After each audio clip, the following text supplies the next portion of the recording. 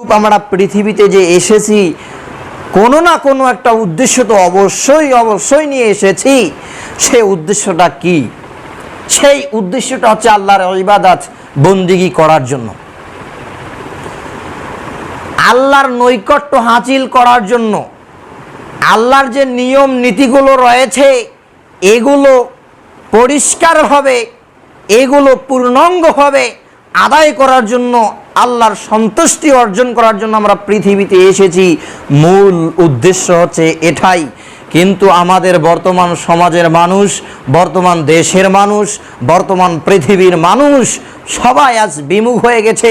তাদের উদ্দেশ্য তারা মনে করে যে আমরা পৃথিবীতে এসেছি কিভাবে আনন্দ উপভোগ আনন্দ ভোগ বিলাসিতা করা যাবে, এজন্যই আমরা পৃথিবীতে এসেছি।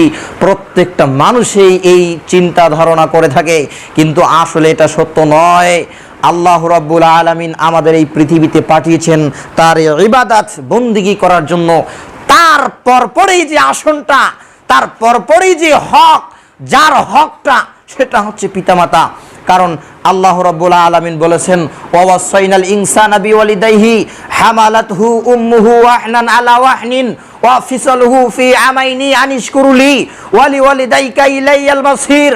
আল্লাহ রাব্বুল আলামিন বলেছে, আমরা মানুষকে নির্দেশ দিয়েছি, মানুষকে আদেশ করেছি যে তোমরা তোমাদের পিতামাতার আনুগত্য করো, পিতামাতার কথা মান্য করো, পিতামাতার কথা অনুসরণ করো। কেননা তার মা তাকে কষ্টের পর কষ্ট করে গর্ভে ধারণ করেছে, দুধ ছাড়া পর্যন্ত পূর্ণ 2 বছর তাকে দুধ পান করিয়েছে। এজন্য তোমরা আমি আল্লাহর ইবাদত করো, আমি আল্লাহকে মান্য করো এবং তোমাদের পিতামাতার অনুসরণ করো, পিতামাতাকে মান্য করো, পিতামাতার কৃতজ্ঞতা স্বীকার করো এবং আমি আল্লাহর কৃতজ্ঞতা স্বীকার করো। সর্বপ্রথম আল্লাহর কৃতজ্ঞতা স্বীকার করতে হবে, আল্লাহকে মান্য করতে হবে, আল্লাহর নৈকট্য হাসিল করতে হবে। আল্লাহর যে চাওয়া, এই চাওয়াটা আমাদের পূর্ণ করতে হবে। তারপর পরেই যারা শোন, তারা হচ্ছে পিতা এবং মাতা উভয়েরই হক, তাদের সঙ্গে ভালো আচরণ করতে হবে। কিন্তু আমাদের বর্তমান সমাজের মানুষ পিতামাতাকে কিভাবে পিতামাতার সাথে আচরণ করতে হবে, কিভাবে পিতামাতার সাথে আমাদের ব্যবহার শিষ্টাচার দেখাতে হবে, এগুলো বর্তমান সমাজের মানুষ বোঝে না। এজন্য বর্তমান সমাজে অধিকাংশ পিতামাতা লাঞ্ছিত, অপমানিত, অপদস্থ হচ্ছে সন্তানের কাছে। আমরা ইসলাম বুঝি না, আমরা ইসলামের নীতি নৈতিকতাগুলো মানি না, এজন্য আমাদের বর্তমান সমাজের মানুষের অবস্থা এরূপ। কিন্তু আল্লাহ বললেন যে তোমরা তোমাদের পিতামাতার সাথে সৎ আচরণ করো, ভালো ব্যবহার করো, ইহসান করো, সৎ আচরণ করো। কেননা তোমার মা তোমাকে কষ্টের পর কষ্ট করে গর্ভে ধারণ করেছে এবং পূর্ণ 2 বছর তোমাকে দুধ পান করিয়েছে। এজন্য আমি আল্লাহর এবং পিতামাতার কৃতজ্ঞতা স্বীকার করো, কৃতজ্ঞ হও। কেননা তোমাদের সকলকেই আমার কাছে ফিরে আসতে হবে, এই কথাটাই বিশ্বাস করতে হবে। যে ব্যক্তি যে কোনো কাজ, যে ব্যক্তি যে কোনো পাপ করলেই তাকে কাল কিয়ামতের মাঠে পরিপূর্ণ বদলা পেতে হবে, এটাই চূড়ান্ত। কারণ আল্লাহ রাব্বুল আলামিন সূরা আলে ইমরানে বলেছে যে কুল্লু নাফসিন যায়িকাতুল মাউত ওয়া ইন্নামা তুওয়াফাউনা উজুরাকুম ইয়াওমাল কিয়ামাত ফামান যুহজিয়া আনিন নার ওয়া উদখিলাল জান্নাতা ফাকাদ ফাজা ওয়া মাল হায়াতুদ দুনিয়া ইল্লা মাতাউল গুরুর। আল্লাহ রাব্বুল আলামিন বলেছেন যে কুল্লু নাফসিন যায়িকাতুল মাউত, যত প্রাণী আছে, যত প্রাণীকুল আছে, সব কিছুকেই মরণের স্বাদ আস্বাদন করতে হবে, সবাইকে মরতে হবে। রাজা, বাদশাহ, ধনী, গরিব, মিসকিন, অসহায়, দুস্থ, মুসাফির, যত প্রকারের মানুষ আছে, বয়, বৃদ্ধ, যুবক, শিশু, নারী, পুরুষ, যত প্রকারের মানুষ আছে, যত প্রকারের প্রাণী আছে, যারই জীবন আছে, এক কথায় যারই প্রাণ আছে, তাকেই মৃত্যুর স্বাদ আস্বাদন করতে হবে এবং কিয়ামতের মাঠে তার পরিপূর্ণ বদলা পাবে।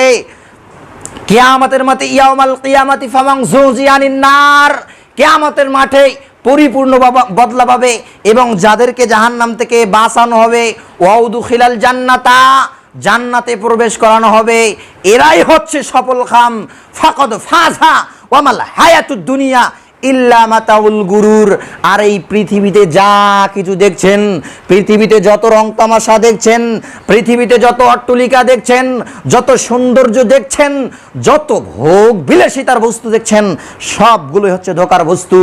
যা কিছু দেখছেন সব হচ্ছে ধোঁকার বস্তু। আল্লাহ বলেছেন যে পৃথিবীতে যা কিছু আছে সব ধোঁকার বস্তু।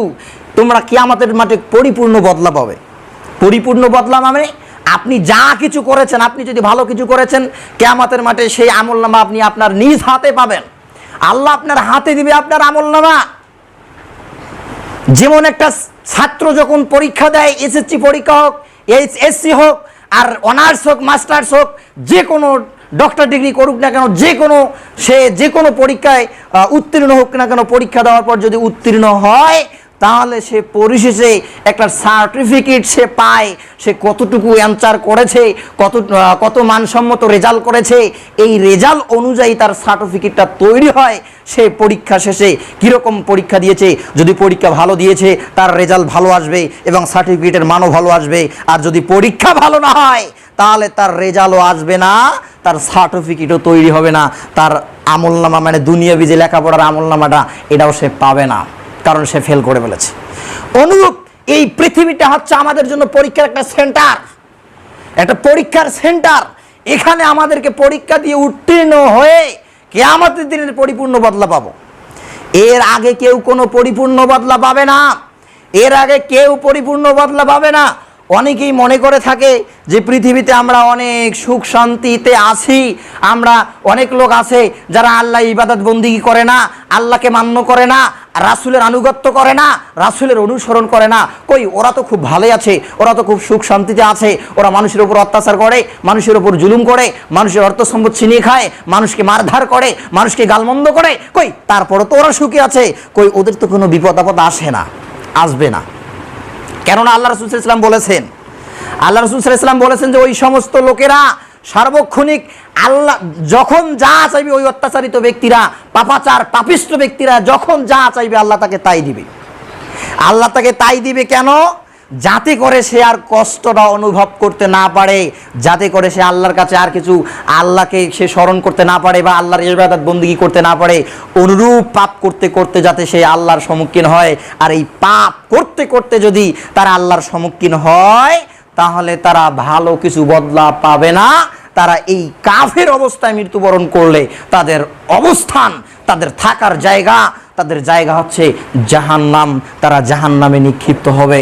এজন্য তারা সুন্দরভাবে সব কিছু পেয়ে থাকে। আর একটা হাদিসে রাসূল সাল্লাল্লাহু আলাইহি ওয়াসাল্লাম বলেছেন যে কাফেরদের জন্য দুনিয়াটা হচ্ছে একটা জান্নাতের মতো, যখন যা চাইবে তখন তারা তাই পাবে।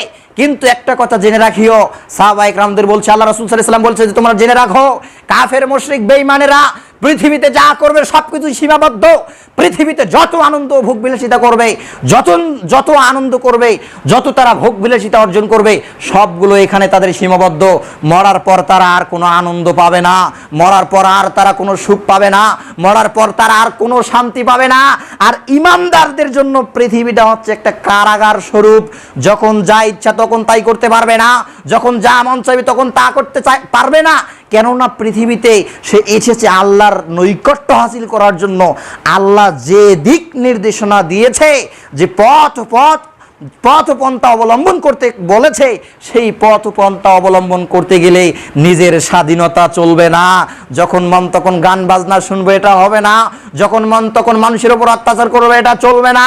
যখন মন তখন ঘুষের উপর টাকা বসে, সুদের উপর টাকা বসে দেবো, ঘুষ খাবো, এটা চলবে না। আল্লাহর নীতি নৈতিকতা হাসিল করতে গেলে এসব কোনো কিছুই চলবে না। মানে মন যেটা চাইবে ওটা করা যাবে না। আর আল্লাহ রাসূল সাল্লাল্লাহু আলাইহি ওয়াসাল্লাম বলেছেন যে এরা কিয়ামতের মাঠে পরিপূর্ণ বদলা, মানে ভালো বদলাটাই পাবে। এরা কিয়ামতের মাঠে, এরা মৃত্যুর পর সুখ শান্তি আনন্দ ভোগ বিলাসিতা সব কিছু উপভোগ করতে পারবে। কিন্তু কাফের মুশরিক বেঈমানরা পারবে না। কেননা তারা দুনিয়াতে সব ভোগ বিলাসিতা করে নিয়েছে, তারা মরার পর আর কিচ্ছু পাবে না। তাদের জীবনটা এখানেই সীমাবদ্ধ, তাদের আনন্দ হোক বিলাসিতাগুলো এখানেই সীমাবদ্ধ। তারা মরার পর আর কোনো সুখ শান্তি পাবে না, তারা মরার পর আনন্দ ভোগ বিলাসিতা করতে পারবে না। কারণ তাদের জীবনটা এই ইহকালীন জীবনটাই তাদের সীমাবদ্ধ। আমরা বর্তমান সমাজের মানুষ আমরা এটাই মনে করি যে পৃথিবীতে আসলাম, যদি একটু সুখ শান্তি না করি, যদি একটি আমি আনন্দ ভোগ বিলাসের সাথে না করি, তাহলে আমার জীবনটাই তো ব্যর্থ। আসলে আপনার এটা জীবন নয়, এটা জীবন নয়। অধিকাংশ মানুষই আজ এটা মনে করে থাকে, কিন্তু আসলে এটা জীবন নয়, এটা জীবন নয়। জীবন হচ্ছে ওঠাই যে জীবনটা কষ্টকে কষ্টময় না করে, দুঃখকে দুঃখময় না করে আল্লাহর ইবাদত বন্দেগীতে মগ্ন থাকবে। এটাই হচ্ছে প্রকৃত জীবন, এটাই হচ্ছে প্রকৃত জীবন। আপনি গান বাজনা নর্ত নাটিকা নিয়ে ব্যস্ত থাকবেন, এটা আপনার জীবন নয়। গেমস নিয়ে ব্যস্ত থাকবেন, এটা আপনার জীবন নয়। দেখলাম কিছুদিন আগে একটা যুবক, সে ফ্রি ফায়ার PUBG গেমস খেলার জন্য তার মায়ের কাছ থেকে, ফেসবুকে দেখলাম তার মায়ের কাছ থেকে 50 টাকা দাবি করেছিল এমবি কেনার জন্য, কিন্তু সে তার মা তাকে এমবি কেনার জন্য 50 টাকা দেয়নি। এই 50 টাকা না পাওয়ার কারণে ওই ছেলেটা আত্মহত্যা করেছে, বিষ পান করে আত্মহত্যা করেছে। এটা কি সে ঠিক করেছে? ওই ছেলেরা, এজন্য আমি যুবকদেরকে বলতে চাই যে যুবকেরা আজ মনে করে যে তাদের জীবনটা মনে হয় গেমসের মধ্যে সীমাবদ্ধ। আসলে এটা জীবন নয়। তারা গেমসটাকে তাদের জীবন মনে করে নিয়েছে, তারা গান বাজনাকে তাদের জীবন মনে করে নিয়েছে, তারা আনন্দ ভোগ বিলাসিতাকে তারা জীবন মনে করেছে, তারা বন্ধুদের সাথে যেখানে সেখানে আড্ডা করবে এটাকে তারা জীবন মনে করেছে। প্রকৃতপক্ষে এটা জীবন নয়। জীবন হচ্ছে ওটাই যেটা প্রবৃত্তিকে লাথি মেরে, যেটা প্রবৃত্তিকে লাথি মেরে সঠিক পথে ফিরে আসবে। এইটাই হচ্ছে প্রকৃত জীবন। যেটা প্রবৃত্তি মানে যেটা কুকল্পনা, কুজল্পনাকে লাথি মারবে, এটাই হচ্ছে প্রকৃত জীবন। কিন্তু ওই যুবক সে বুঝতে পারেনি তার জীবন কি জিনিস, তার জীবন কোনটা, এটা সে বুঝতে পারেনি। এজন্য সে গেমস খেলতে না পারে সে আত্মহত্যা করেছে। যুবকদের আমি বলতে চাই, অধিকাংশ যুবকের আজ ইহুদি খ্রিস্টানদের কালচার নিয়ে ব্যস্ত, ইহুদি খ্রিস্টানদের কালচার নিয়ে ব্যস্ত।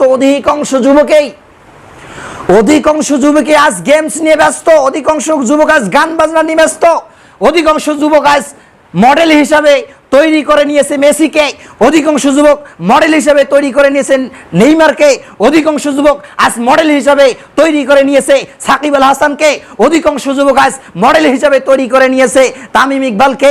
এরা কেন এদেরকে মডেল হিসাবে তৈরি করে নিল আমি বুঝি না। কারণ আল্লাহ রাসূল সাল্লাল্লাহু আলাইহি ওয়াসাল্লাম বলেছেন সেই ব্যক্তি প্রকৃত মুমিন হতে পারবে না, সে ব্যক্তি প্রকৃত ইমানদার হতে পারবে না যে ব্যক্তি সবার থেকে, পিতা মাতা ভাই বোন আত্মীয় স্বজন যত প্রকারের মানুষ আছে পৃথিবীতে, সবার থেকে আমি রাসূলকে ভালোবাসবে না, সে প্রকৃত মুমিন হতে পারবে না। কিন্তু এই যুবক বোঝে না। যুবক দিন রাত সে মেসির কাটিং করে, মেসি যেভাবে চালন ফেরন মেসির থাকে, এই মেসির চালন ফেরন নিয়ে সে ব্যস্ত থাকে। নেইমার যেভাবে চলন ফেরন করে, এই নেইমারের চলন ফেরন নিয়ে ব্যস্ত, নেইমারের আদর্শ নিয়ে ব্যস্ত, মেসির আদর্শ নিয়ে ব্যস্ত। এজন্য চুল কাটিং করেছে, দেখবেন নেইমারের মতো চুল কাটিং করেছে মেসির মতো। আর দেখবেন যে গায়ে যে পোশাকটা আছে এটাও মেসি নেইমারের জার্সি, এটাও সেই সাকিব আল হাসানের জার্সি। কিন্তু সে বোঝে না এদের আদর্শ সঠিক আদর্শ নয়, সে বোঝে না এদের আদর্শ সঠিক আদর্শ নয়। একমাত্র পৃথিবীতে সঠিক আদর্শ হচ্ছে মুহাম্মদ সাল্লাল্লাহু আলাইহি ওয়াসাল্লামের আদর্শ। তাই আমি যুবককে বলতে চাই যে তোমরা মডেল হিসাবে মেসিকে নয়, তোমরা মডেল হিসাবে নেইমারকে নয়, তোমরা মডেল হিসাবে সাকিব আল হাসানকে নয়, তোমরা মডেল হিসাবে মুহাম্মদ সাল্লাল্লাহু আলাইহি ওয়াসাল্লামকে বেছে নাও। তাহলে তোমাদের জীবন সার্থকতা হাসিল করবে, তাহলে তোমরা সফলতা অর্জন করতে পারবে, তোমরা তাহলে সফলতা অর্জন করতে পারবে, তাহলে তোমরা পরকালে পরিত্রাণ পাবে। কিন্তু মেসি নেইমারকে সাপোর্ট করে তোমরা পরকালে মুক্তি পাবে না। শুনুন, যারা আল্লাহ রাসূলের আনুগত্য না করে, যারা আল্লাহ রাসূলের অনুসরণ না করে অন্য কাউকে মডেল হিসাবে বেছে নেবে, তারা কিয়ামতের মাঠে নিজেদের হাতগুলো দংশন করতে থাকবে। ইয়াউমা ইয়াদুদ যালিমু আলা ইয়াদাইহি ইয়াকুলু ইয়া লাইতানি ইত্তাখাযতু মা'আর রাসূল সাবিলা। ফুরকানের 27 নম্বর আয়াত আল্লাহ রাব্বুল আলামিন বলেছে ওই সমস্ত জালিমিরা তারা নিজের আঙ্গুলগুলো কামড়াতে থাকবে, নিজের আঙ্গুলগুলো দংশন করতে থাকবে আর বলবে ইয়াউমা ইয়াদুদ যালিমু আলা ইয়াদাইহি ইয়াকুলু ইয়া লাইতানি ইত্তাখাযতু মা'আর রাসূল সাবিলা। কেন যে আমি রাসূলের পথ অনুসরণ করিনি, কেন যে আমি রাসূলের আদর্শ অনুসরণ করিনি, কেন যে আমি নেইমারকে বেছে নিলাম, কেন যে আমি মেসিকে বেছে নিলাম। যুবক এই চিন্তা করবে। কিন্তু যুবক বোঝে না আসলে মেসির আদর্শ নয়। আরে ও তো একটা ইহুদি খ্রিস্টান, ও তো চায় মুসলমানের অধঃপতন, ও তো চায় মুসলমানের জাতি ধ্বংস হয়ে যাক, ও তো এটাই চায়। কারণ এ কথা আল্লাহ রাসূল সাল্লাল্লাহু আলাইহি ওয়াসাল্লাম বলেছেন যে একটা ইহুদি চায় না মুসলমান ভালো পথে যাক, একটা ইহুদি চায় না একটা মুসলমান ভালোভাবে চলুক, একটা ইহুদি চায় না মুসলমানের আদর্শ ভালো। এটা কোনো ইহুদি চায় না। তারা যে কোনো পদক্ষেপ নিয়ে থাকে মুসলমান জাতিকে ধ্বংস করার জন্য। যুবক আজ বোঝে না। আমি এ কথা বলতে চাচ্ছি যে আপনার ছেলেটার কথাই আমি বলতে চাচ্ছি। আপনার ছেলেই তো এসব করছে, আপনার ছেলেই তো এই পন্থা অবলম্বন করছে। কই আপনি পিতা তো কোনোদিন কথা বলেননি। একজন পিতামাতা যেমন সন্তানের কাছে শ্রেষ্ঠতম ব্যক্তি, অনুরূপ পিতামাতা সেই যে প্রকৃতভাবে সঠিকভাবে সন্তানকে লালন পালন করবে, সন্তানকে পরিচালনা করবে। এ হচ্ছে খাঁটি পিতা, এই হচ্ছে যোগ্য পিতা। কিন্তু বর্তমান সমাজের পিতা, অনেক পিতার অভিযোগ যে আমাদের সন্তানেরা আমাদের কথা শোনে না, আমরা যে কোনো কথা বললেই আমাদের কথা মানে না। এটা অধিকাংশ পিতার কথা। কিন্তু আমি ওই পিতাদেরকে বলতে চাই ওদের ব্যক্তিত্বের অভাব আছে, এজন্য ওদের সন্তান ওদের কথা শোনে না, ওদের কথা মানে না। ব্যক্তিত্বের অভাব বুঝেন? ব্যক্তিত্বের অভাব মানে ওদের মধ্যে কোনো ব্যক্তিত্ব নেই, ওদের মধ্যে কোনো ভালো আদর্শ নেই। এজন্য সন্তানাদি ওদের ভয় করে না, ওদের কথা মান্য করে না। দেখবেন যে পিতা নেশা করছে, পিতা গান বাজনা শুনছে, সালাত আদায় করে না, যে কোনোভাবে অশ্লীল ভাষায় তার স্ত্রীকে গালি দেয়, যে কোনো মানুষকে অশ্লীল ভাষায় গালি দেয়। এটা হচ্ছে ব্যক্তিত্ব হারিয়ে ফেলতেছে, এভাবে ব্যক্তিত্ব হারিয়ে ফেলতেছে। এজন্য সন্তানকেও কন্ট্রোল করতে পারে না। আগে প্রত্যেকটা পিতাকে, প্রত্যেকটা মাতাকে ব্যক্তিত্ব অর্জন করতে হবে, ব্যক্তিত্ব হাসিল করতে হবে, তাহলে সন্তানাদি তাদের কথা শুনবে। আর যদি ব্যক্তিত্ব হাসিল না হয়, ব্যক্তিত্ব অর্জন করতে না পারেন, তাহলে আপনার সন্তানাদি আপনার কথা শুনবে না, আপনার কথা মানবে না। এজন্য প্রত্যেকটা পিতামাতাকে আগে ব্যক্তিত্ব অর্জন করতে হবে, আগে ব্যক্তিত্ব হাসিল করতে হবে। তাহলে তাদের সন্তানাদি তাদের কথা মান্য করবে, তাহলে তাদের সন্তানাদি তাদের অনুসরণ করবে। যাই হোক, আমি বলতে চাচ্ছি যে আপনাদের সন্তানটাকে সঠিক পথে ফিরিয়ে নিয়ে আসেন, না হলে কিয়ামতের মাঠে আপনিও বাঁচতে পারবেন না। আবু সাঈদ খুদরি রাদিয়াল্লাহু তাআলা আনহু থেকে বর্ণিত, তিনি বলেন যে রাসূল সাল্লাল্লাহু আলাইহি ওয়াসাল্লাম বলেছেন, যখন কোনো ব্যক্তির একটা সন্তান জন্মগ্রহণ করবে তখন সুন্দর একটা নাম দেখে তার নাম রাখবে। এটা হচ্ছে পিতামাতার দায়িত্ব, এটা হচ্ছে পিতামাতার কর্তব্য, এটা হচ্ছে পিতামাতার দায়িত্ব। সুন্দর একটা নাম রাখবে, সপ্তম দিনে আকিকা করবে এবং সুন্দর একটা নাম রাখবে, নামের অর্থ যেন ভালো হয়। কিন্তু অধিকাংশ মানুষ মনে করে যে নাম একটা রাখলাম, ভালো একটা নাম, হুজুরকে বলতে যায়, হুজুর কোরআন থেকে নাম রাখেন আমার সন্তানের। আরে কোরআনে তো ফেরাউনের নামও আছে, কোরআনে তো আবু জাহেলের নামও আছে, তাই বলে কি তাদের নাম রাখা যাবে? রাখবেন কি না? কোরআন দেখে যে নাম রাখতে হবে এটা নয়। আল্লাহ রাসূল বলছে নাম রাখতে হবে একটা সুন্দর নাম, যার অর্থ ভালো হয়, অর্থ দেখে নাম রাখতে হবে, যার অর্থ ভালো হবে। এটা হচ্ছে পিতামাতার দায়িত্ব এবং কর্তব্য, প্রথম দায়িত্ব সন্তান হওয়ার পর।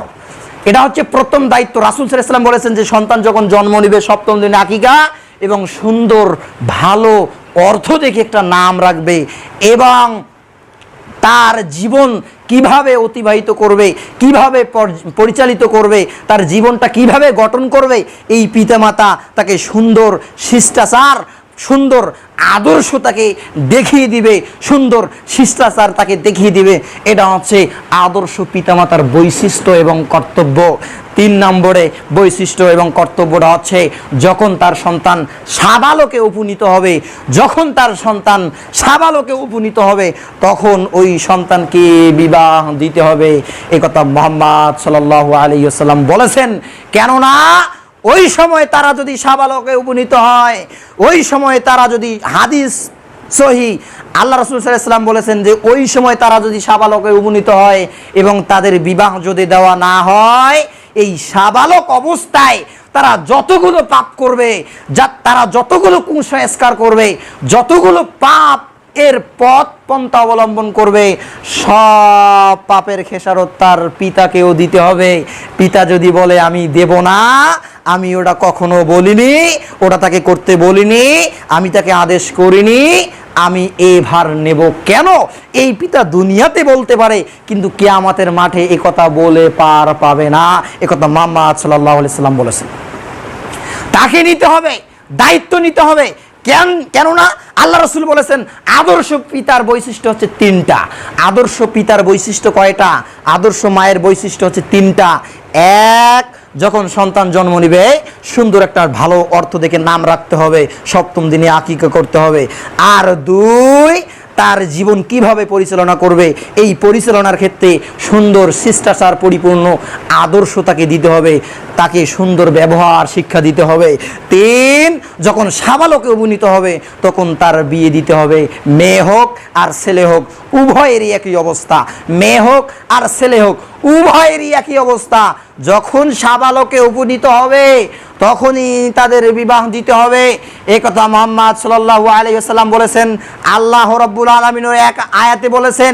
কিন্তু আমরা সাবালকে, যখন সন্তান আমাদের সাবালকে উপনীত হয় তখন আমরা ভয় করি একটা বিষয়, সেটা হচ্ছে রিজিকের চিন্তা আমরা করে ফেলি যে আমার সন্তানটা এখনো কিছু করতে পারছে না, রাস্তাঘাটে সে টালাহুলা করে ঘুরে বেড়াচ্ছে, সে বউ পুষবে কিভাবে, এই চিন্তা করে বসে আছি। কিন্তু এই চিন্তা করে আপনি বোকার সঙ্গে বসবাস করছেন, কারণ আপনি ছোটবেলা থেকে আপনার সন্তানকে ভালো শিষ্টাচার আপনি শিখাতে পারেননি, এজন্য আপনার সন্তানের অবস্থা।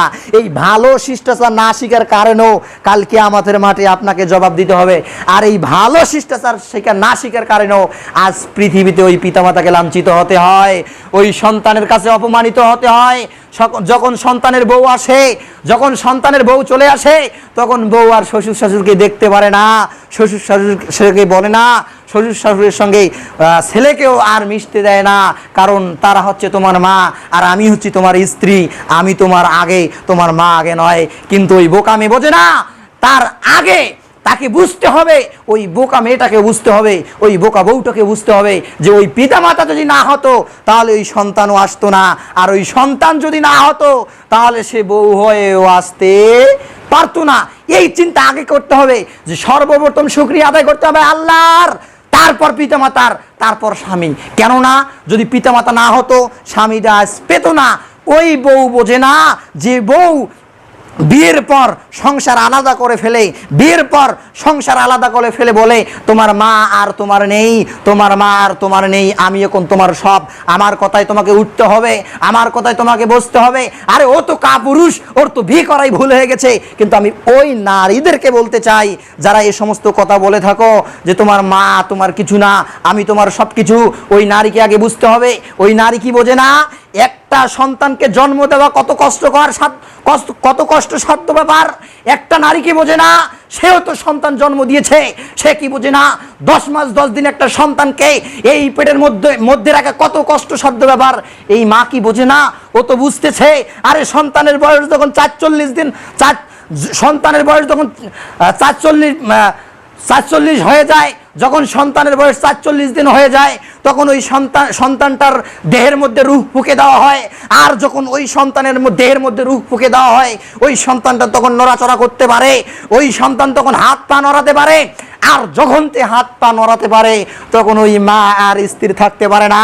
মা যখন খানা খেতে যায় তখন ওই সন্তান একটা পা দিয়ে আঘাত করার সঙ্গে সঙ্গে মা চিৎকার করে উঠে আর খাদ্য খেতে পারে না।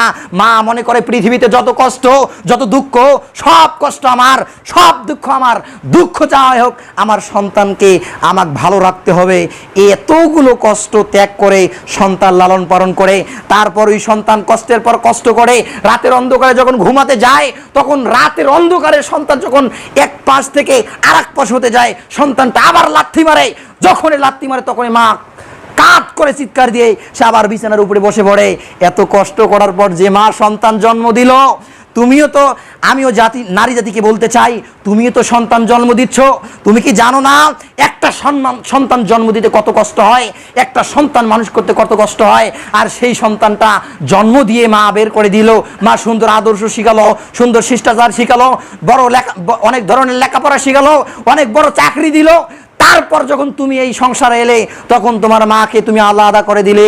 তুমি কি নারী জাতি, তুমি নারী নামের কলঙ্ক, তুমি নারী হতে পারো না, তুমি পাষাণী। আরে আল্লাহ রাসূল সাল্লাল্লাহু আলাইহি ওয়াসাল্লাম বলেছেন নারীদের মন হচ্ছে নরম, নারীদের অন্তর হচ্ছে নরম, নারীদের মন হচ্ছে নরম, নারীদের অন্তর হচ্ছে নরম। কিন্তু তুমি যখন এই সংসারে আসলে তখন এই সংসারে আগুন লাগাই দিলে, তুমি মাকে আলাদা করে দিলে, সন্তানকে আলাদা করে দিলে।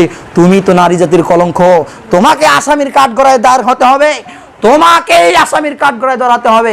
তুমি কি বোঝো না সন্তান কত কষ্টের পর কষ্ট করে বড় করতে হয়? এই সন্তানকে যখন কষ্টের পর কষ্ট করে যখন সন্তান এই পৃথিবীর মুখ দেখে, তৎক্ষণাৎ মা সব দুঃখ কষ্ট ভুলে যায়।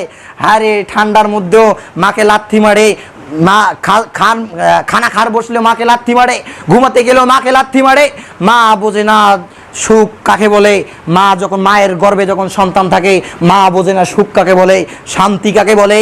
সুখ শান্তি সবগুলোকে ত্যাগ করে সন্তানকে মানুষ করার জন্য, সন্তানকে দেখার জন্য, একটা নজর দেখার জন্য মা আকুল হয়ে বসে থাকে, সব দুঃখ কষ্টকে সহ্য করে চায়। তারপর যখন সন্তানটা প্রসাব করে, মা তৎক্ষণাৎ মা সব দুঃখ কষ্টকে ভুলে যেয়ে তৎক্ষণাৎ মা সন্তানটাকে বুকে জড়িয়ে নেয়। আরে সেই সন্তান, এই সন্তান যখন বড় হয়ে যাচ্ছে তখন মাকে আর চিনতেছে না। এই সন্তান যখন বড় হয়ে যাচ্ছে তখন মা আর চেনে না। মা যখন বৃদ্ধ হয়ে যাচ্ছে, মা যখন বয়স্ক হয়ে যাচ্ছে, মাকে আর এই সন্তান চেনে না। হায় রে নিমুখ হারাম, তোমার জন্য জান্নাত হারাম। একথা 1450 বছর পূর্বে মুহাম্মদ সাল্লাল্লাহু আলাইহি ওয়াসাল্লাম বলেছেন। যুবক, তোমাকেই তোমার মা কষ্টের পর কষ্ট করে, কষ্টের পর কষ্ট করে গর্ভধারণ করেছে, তোমাকেই কষ্টের পর কষ্ট করে। আরে ঠান্ডার সময় বিছানায় যখন মা ঘুমাতে যায় তখন তুমি প্রস্রাব করে দাও, আবার ওই ঠান্ডার মধ্যে ল্যাপ কাতাকে সবগুলোকে ফেলে দিয়ে আবার ঠান্ডাতে তাকে পানি নাড়তে হয়, তাকে গোসল করতে হয়। তারপরে তুমি বোঝো না মা তোমার জন্য কত কষ্ট করেছে, মা তোমার জন্য কত যন্ত্রণা সহ্য করেছে। তারপরেও এই সন্তান যখন বড় হয় মায়ের কষ্ট আর বুঝতে পারে না। আর যে নারী, ওই নারীরা ওই সংসারের মধ্যে আসে, সে আর মায়ের মর্যাদা বুঝতে পারে না। সে মায়ের মর্যাদা, মায়ের সম্মান বুঝতে পারে না। এজন্য ছেলে এবং মায়ের মধ্যে ফাটল তৈরি করে দেয়, ফাটল সৃষ্টি করে দেয়। আমি ওই যুবকদেরকে বলতে চাচ্ছি যে শোনো, তোমার বউ যদিও তোমার মাকে দেখতে না পারে, কিন্তু তোমাকেই দেখতে হবে। কেননা শোনো, তোমার মা খুবই কষ্ট, তোমার মা বৃদ্ধ হয়ে গেছে, অতি বৃদ্ধ। সম্মানিত উপস্থিতি, আপনাদের বলছি যে আপনাদের মা অতি বৃদ্ধ হয়েছে, খুবই বয়স্ক হয়েছে। বয়স্ক হওয়ার কারণে সে কি করছে? সে বিছনায় প্রস্রাব করে, পায়খানা করে, এবং এই যে বউ দেখতে না পারে তা ঠিক আছে, কিন্তু সন্তান হয়ে তুমি কি করছো? তুমি কি করছো? আমি এখানে বলতে চাই যে মা কি জিনিস দেখেন, মা কিন্তু অতি নরম। মা যতই আঘাত করুক, মাকে আঘাত করার কথা বলা যাবে না। আল্লাহ রাব্বুল আলামিন সূরা বনী ইসরাইলের 23 এবং 24 নম্বর আয়াতে আল্লাহ রাব্বুল আলামিন বলেছেন, ওয়া কাযা রাব্বুকা আল্লা তা'বুদু ইল্লা ইয়্যাহু ওয়া বিল ওয়ালিদাইনি ইহসানা ইম্মা ইয়াবলুগান্না ইনদাকাল কিবরা আহাদুহুমা আও কিলাহুমা ফালা তাকুল লাহুমা উফফিন ওয়া লা তানহারহুমা ওয়া কুল লাহুমা কাওলান কারীমা ওয়াখফিজ লাহুমা জানাহাজ যুল্লি মিনার রাহমাতি ওয়া কুল রাব্বিরহামহুমা কামা রাব্বায়ানি সগীরা। আল্লাহ রাব্বুল আলামিন বলেছেন, ওয়া কাযা রাব্বুকা, আপনার প্রতিপালক নির্দেশ দিয়েছে, আপনার প্রতিপালক আদেশ করেছে, রব্বুকা আল্লা তা'বুদু, একমাত্র শুধুমাত্র আমি আল্লাহর ইবাদত করবে, শুধুমাত্র আমি আল্লাহকে মান্য করবে, আমি আল্লাহর ইবাদত বন্দেগী করবে,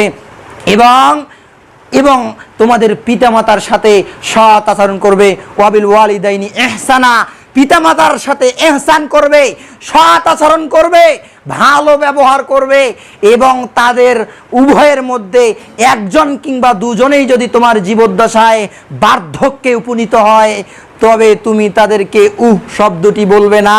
ফালা তাকুল্লাহুমা উফফিন ওয়ালা তানহারহুমা ওয়া কুল্লাহুমা কাওলান কারীমা, তাদেরকে ধমক দিবে না, তাদেরকে কটু কথা বলবে না, তাদেরকে ধমক দিয়ে কথা বলবে না, তাদের সাথে শিষ্টাচারপূর্ণ কথা বলবে, তাদেরকে নরম ভাষায় কথা বলবে, তাদের কোনো সময় দুঃখ কষ্ট দিয়ে আঘাত দিয়ে কথা বলবে না। ওয়াকফিজ লাহুমা জানাহাজ যুল্লি মিনার রাহমাতি, এবং তাদের জন্য দয়ার হাত, করুণার ডানা তাদের জন্য বিছাই দিবে, তাদের জন্য দয়ার হাত বিছাই দিবে, এবং আল্লাহর কাছে প্রার্থনা করবে, ওয়াকুর রব্বিরহামহুমা কামা রাব্বায়ানি সগীরা, প্রতিপালক, হে আমার পালনকর্তা, হে আমার প্রতিপালক, তুমি আমার পিতামাতা উভয়ের উপর রহমত বর্ষণ করো, আমার পিতামাতা উভয়কেই শান্তিতে রাখো, যেমনিভাবে তারা শৈশবকালে আমাকে লালন পালন করেছে। এই প্রার্থনা আল্লাহ করতে বলেছে। কিন্তু বর্তমান সমাজের সন্তানেরা কি করছে? সন্তানেরা পিতামাতাকে অনেক দূরে ঠেলে দিচ্ছে, পিতামাতাকে অনেক দূরে ঠেলে দিচ্ছে। পিতামাতাকে সন্তানাদি যখন বড় হয়ে যায়, সন্তান যখন নিজ পায়ে দাঁড়াতে পারে, অর্থাৎ যখন একটা চাকরিতে সেটেল হয়ে যায়, যখন তার জীবন নির্বাহ শুরু করে, যখন সে একটা পরিবার গঠন করে, পরিবার তৈরি করে, তখন আর ওই পিতামাতাকে চেনে না। কিন্তু সে জানে না পিতামাতা কত বড় ধন, পিতামাতা কত বড় সম্পদ, পিতামাতা কত বড় ধন। আল্লাহ রাসূল সাল্লাল্লাহু আলাইহি ওয়াসাল্লাম বলেছেন, আবু উমামা বাহিলি থেকে বর্ণিত, রাসূল সাল্লাল্লাহু আলাইহি ওয়াসাল্লাম বলেছেন যে পিতামাতাই হচ্ছে তোমাদের জান্নাত জাহান্নাম, পিতামাতা হচ্ছে তোমাদের জন্য জান্নাত জাহান্নাম। যারা তার পিতামাতার সাথে ভালো আচরণ করবে সে জান্নাত লাভ করবে, যারা পিতামাতার সাথে ভালো আচরণ করবে না সে জান্নাত পাবে না। একটা হাদিসে বলা আছে যে রাসূল সাল্লাল্লাহু আলাইহি ওয়াসাল্লাম বলেছেন যে মায়ের পায়ের নিচে সন্তানের বেহেশত, এ কথা সত্য, এ কথা সত্য, কিন্তু মায়ের দিকে সুনজরে তাকালে কবুল হজের নেকি হবে, এ হাদিস মিথ্যে, এ হাদিসের কোনো সত্যতা নেই। কিন্তু মায়ের পায়ের নিচে সন্তানের জান্নাত, এ কথাই সত্য। পিতামাতার পায়ের নিচে সন্তানের জান্নাত, এ কথাই সত্য। পিতামাতার পায়ের নিচে জান্নাত, এ কথাই সত্য, কিন্তু পিতামাতার দিকে সুনজরে তাকালে কবুল হজের নেকি হবে, এ কথা মিথ্যে, এ কথার কোনো সত্যতা নেই। তাই আমি বলতে চাচ্ছি, পিতামাতা হচ্ছে আপনার জান্নাত জাহান্নাম। মা আপনার যত বড় অপরাধ করুক না কেন, বাবা আপনার যত বড় অপরাধ করুক না কেন, বাবা মাকে কোনো সময় কটু কথা বলা যাবে না। সাধারণ একটা উদাহরণ আপনাকে দেই। মনে করেন যে আপনার মা, এবার আপনার মা একটু বয়স্ক হয়ে গেছে, আপনার মাকে ফল কিনে দেওয়ার জন্য, ফলমূল খাওয়ার জন্য আপনি মাসে মাসে টাকা দেন বা সপ্তাহে সপ্তাহে টাকা দেন, কিন্তু এই টাকাটা আপনার মা নিজে খরচ করে না, আপনার ভাইয়ের ছেলেকে দিয়ে দেয় বা আপনার বোনের ছেলেকে দিয়ে দেয় বা আপনার বোনের মেয়েকে দিয়ে দেয়। কিন্তু যখন পরিশেষে যখন আপনি জিজ্ঞাসা করেন মা টাকাটা কি করলেন, মা টাকাটা কি করলেন, যদি বলে তোমার ভাইয়ের ছেলেকে দিয়েছি বা তোমার বোনের ছেলেকে দিয়েছি, এই যে আপনার রাগ আর বলা চলে না। আরে মায়ের মন খুবই নরম, মায়ের মন খুবই নরম, মায়ের মন খুবই নরম। এই যে দেখেন আপনার মা এত কিছু করছে, তারপরে আপনার মাকে কটু কথা বলা যাবে না, তোমাকে টাকা দিলাম তুমি কেন ওর বাড়িতে দিলে, তুমি নিজে খেলে না কেন, এই যে দুঃখ দিয়ে কোনো কথা বলা যাবে না, দুঃখ দিয়ে কোনো কথা বলা যাবে না। তারপর দেখেন আপনার মা আরও বৃদ্ধ হয়ে গেছে, আরও বয়স্ক হয়ে গেছে, আপনি চাকরি থেকে এসে দেখলেন বা আপনি কৃষিকাজ করে এসে দেখলেন, ভ্যান চালার পর এসে দেখলেন মা আপনার ঘরের মধ্যে মা কান্নাকাটি করছে, চিৎকার চেঁচামেচি করছে, মা বিছানায় পায়খানা করে ফেলেছে, প্রস্রাব করে ফেলেছে। যখনই তুমি তোমার মায়ের রুমটার ভিতরে রুমটাতে প্রবেশ করবে, এই মুহূর্তে ভাবক একটা গন্ধ হচ্ছে, দুর্গন্ধ বের হচ্ছে, তৎক্ষণাৎ আপনি বের হয়ে এসে আপনার বউকে বলছেন, আরে মা যে প্রস্রাব করেছে, মা যে পায়খানা করেছে, কই মায়ের প্রস্রাব পায়খানা তুমি পরিষ্কার করলে না কেন? ওই সময় আপনার স্ত্রী যদি বলে, ওই সময় আপনার স্ত্রী যদি আপনাকে বলে যে তোমার মা প্রস্রাব করেছে, তুমি তোমার মায়ের প্রস্রাব পরিষ্কার করবে, তোমার মা বিছানায় পায়খানা করেছে, তুমি পরিষ্কার করবে, কেননা তোমার মায়ের ঘরে গেলেই তোমার মা আমাকে বকাঝকা করে, তোমার মায়ের ঘরে গেলেই তোমার মা আমাকে বকে, কেননা এজন্য আমি তোমার মায়ের ঘরে যাব না। তোমার মাকে তুমি দেখো যুবক, তোমার মাকে তোমার মা তোমার স্ত্রীকে গালি দেয়, এ কথাও সত্য। তোমার স্ত্রীকে তোমার মা গালমন্দ করে, এ কথাও সত্য। তোমার স্ত্রীকে তোমার মা গালমন্দ করে, কাজী হেফাজত করে তোমার মা তোমার স্ত্রীর সাথে, এ কথাও সত্য। তারপরেও তোমার মাকে শব্দটা পর্যন্ত বলা যাবে না, এ কথা আল্লাহ বলেছে, ফালা তাকুল্লাহুমা উফিন ওয়ালা তানহারহুমা ওয়াকুল্লাহুমা কওলান কারিমা। তাদেরকে শব্দ পর্যন্ত বলবে না। এত কিছু করার পরেও শব্দটা পর্যন্ত বলা যাবে না। পায়খানা প্রস্রাব করে ফেলেছে, আপনার বউকেও গালি দেয়, আপনাকেও গালি দেয়, তারপরেও আপনার মাকে শব্দ বলা যাবে না, কেননা উনি হচ্ছে মা। আর এ কথা আল্লাহ বলেছে, ফালা তাকুল্লাহুমা উফিউ, তাদেরকে শব্দটা বলবে না।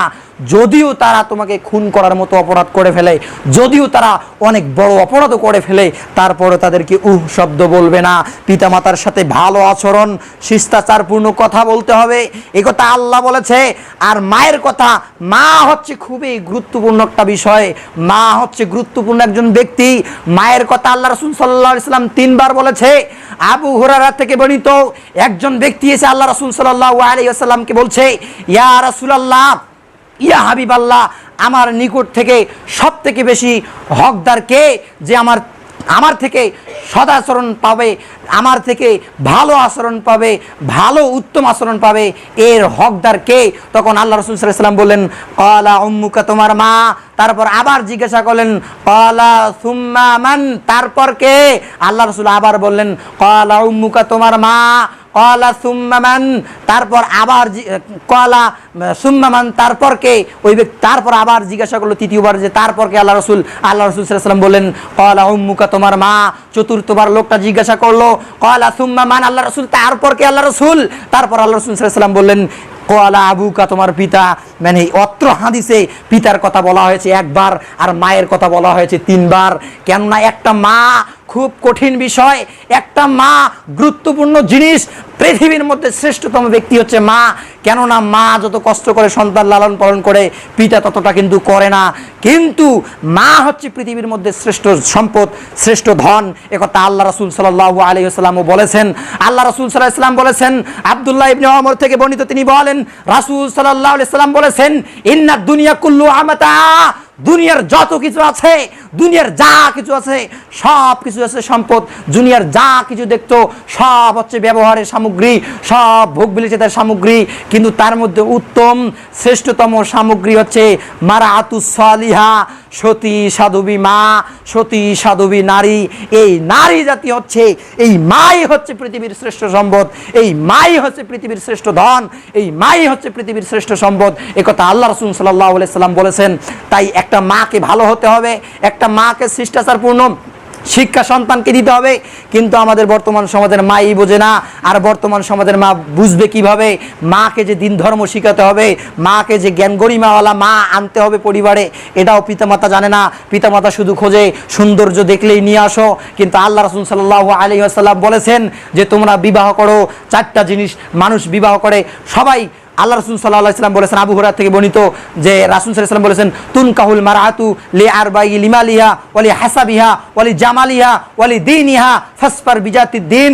আল্লাহ রাসূল সাল্লাল্লাহু আলাইহি ওয়াসাল্লাম বলেছেন যে সকলেই চারটা জিনিস দেখে বিবাহ করে। এক, তুনকাহুল মারআতু লিআরবাই লিমালিহা ওয়ালি জামাল ওয়ালি দীন ওয়ালি লিমালিহা ওয়ালি হাসাবিহা ওয়ালি দীনিহা ফাসফার ওয়ালি জামালিহা ওয়ালি দীনিহা ফাসফার বিজাতিদ দ্বীন।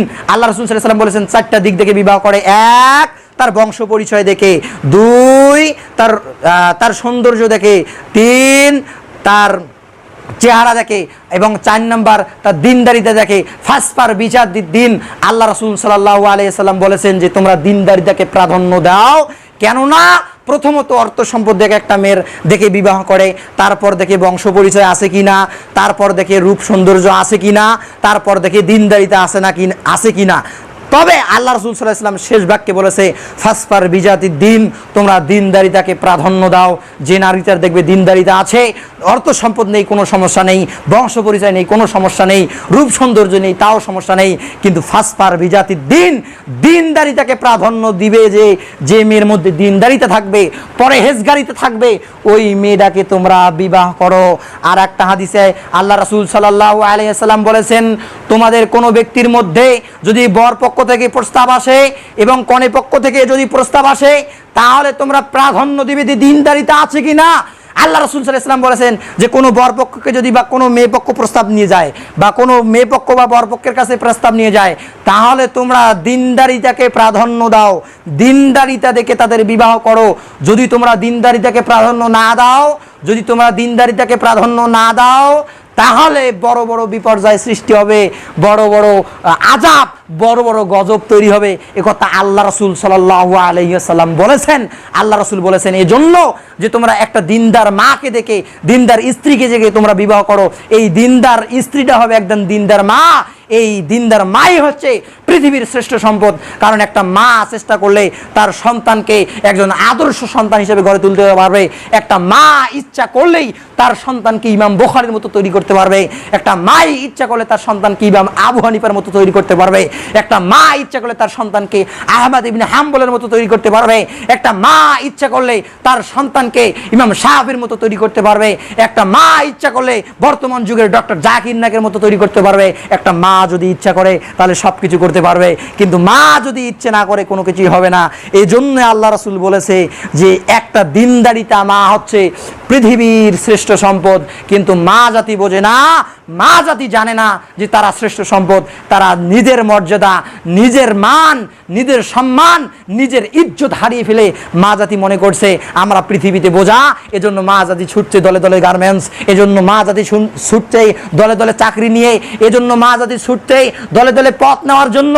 মা জাতি এজন্য ছুটছে কারণ তারা বোঝে না তাদের মান সম্মান কতটুকু, তারা বোঝে না তাদের ইজ্জত কতটুকু, তারা বোঝে না তারা পৃথিবীর কত বড় সম্পদ, এটা তারা বুঝতে পারে না।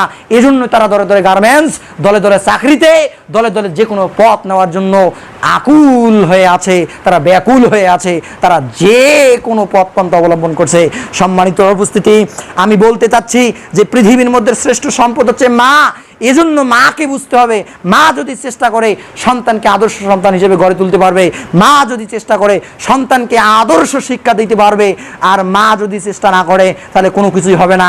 কেননা একটা পিতা সর্বক্ষণিক বাড়ির মধ্যে কয়েক ঘন্টা একটা পিতা থাকবে, হাইয়েস্ট রাত্রের বেলায় থাকবে বা দিনের বেলায় 2-1 ঘন্টা থাকবে, কিন্তু বাকি সময় পিতাকে কাজে যেতে হবে বা বিভিন্ন ব্যস্ততায় যেতে হবে, অফিসে যেতে হবে, আদালতে যেতে হবে, বিভিন্ন কাজ নিয়ে ব্যস্ত থাকতে হবে। কিন্তু মা হচ্ছে ঘরের সম্পদ, মা হচ্ছে ঘরের সৌন্দর্য। সে তার পরিবার তৈরি করবে, সে তার পরিবার গঠন করবে, তার সন্তান আদিকে ভালো করে মানুষ করবে। এটা হচ্ছে মায়ের দায়িত্ব, এটা হচ্ছে মায়ের কর্তব্য। মা জাতিকে ঘরের মধ্যে থাকতে হবে, বাইরে যেতে দিতে নাই। মা বাহির সংস্করণ করবে না, বাহির সংস্করণ করবে পিতা, আর মা সংস্করণ করবে বাড়ি, মা সংস্করণ করবে ঘর। এজন্য আমি বলতে চাচ্ছি যে পিতামাতার আদর্শ, পিতামাতার যে সাথে সৎ আচরণ, পিতামাতার সাথে সৎ ব্যবহার, এটা আমরা সন্তানেরা করতে পারি না।